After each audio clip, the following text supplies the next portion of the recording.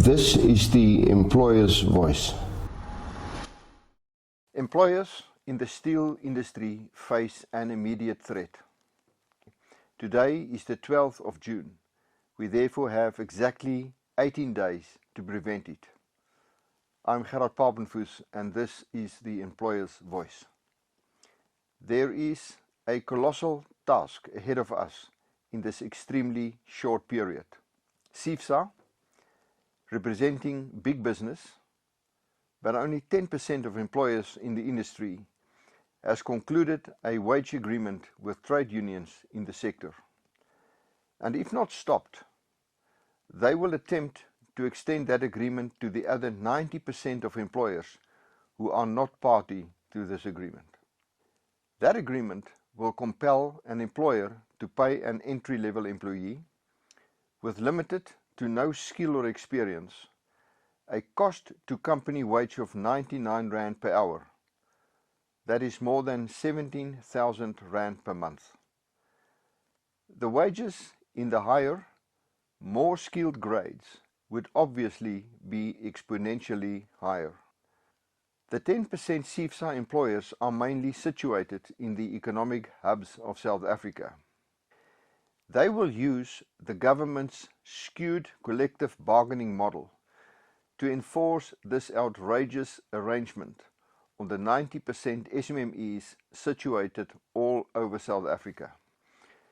Whether these SMMEs can afford these wages is immaterial to those who want to enforce this on them.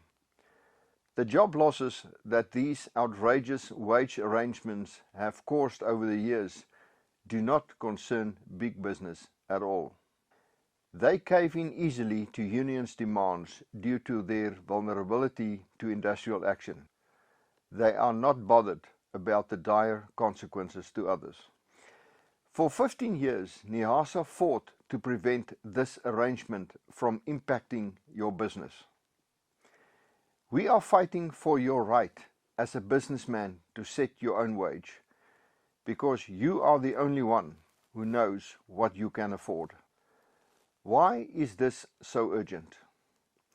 The cut-off date for an audit of the industry is 30 June, just 18 days from now.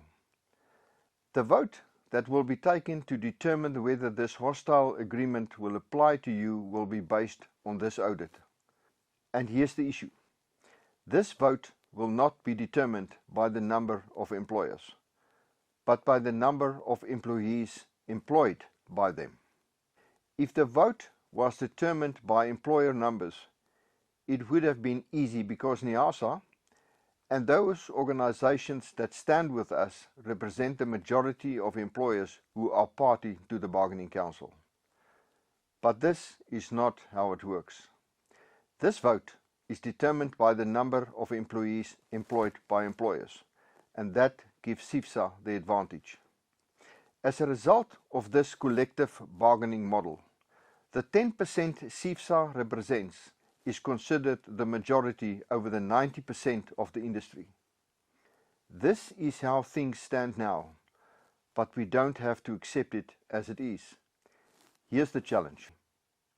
We need SMMEs collectively employing 25,000 employees to join our ranks. Our employers currently employ 55,000 employees. We need that number to increase to 80,000, and we have to achieve this before 30 June. That number is the legal argument. Every employer that joins is counted. Every employer who does not is not. And we have only 18 days to achieve this target. Join NIASA today. The deadline for purposes of the audit is 30 June. If you join after June, the window is closed, and you will pay what CIFSA agreed to for years to come. Don't let them speak for you. Everyone listening to this, I urge you to share this with an employer in the steel industry.